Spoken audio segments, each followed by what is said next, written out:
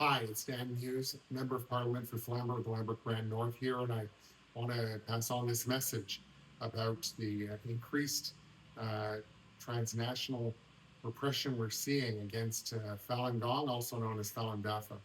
Peaceful Canadians who are practicing uh, the, the virtues of tolerance, compassion, forbearance that they have for generations and generations, thousands of years.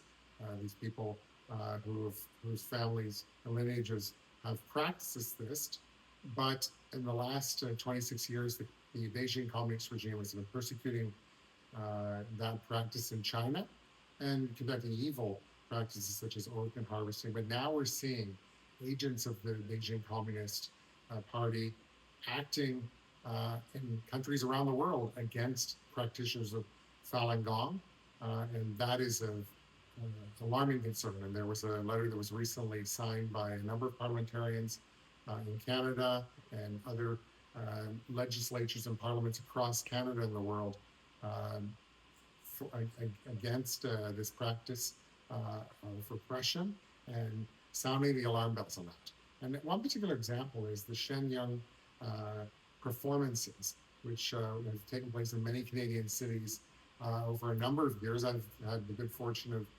seeing ShenYun performances in Toronto and in Ottawa. And, this is about traditional Chinese dance and culture, the way things were prior to the communist regime in China. And these performances have now been subject to bomb threats, death threats, and threatening this happening right here on Canadian soil. And so that's, of course, very alarming.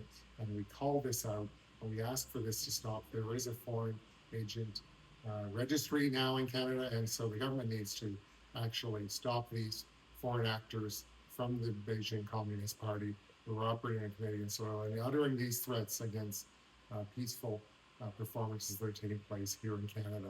So we call on that. Thank you very much. Have a great day.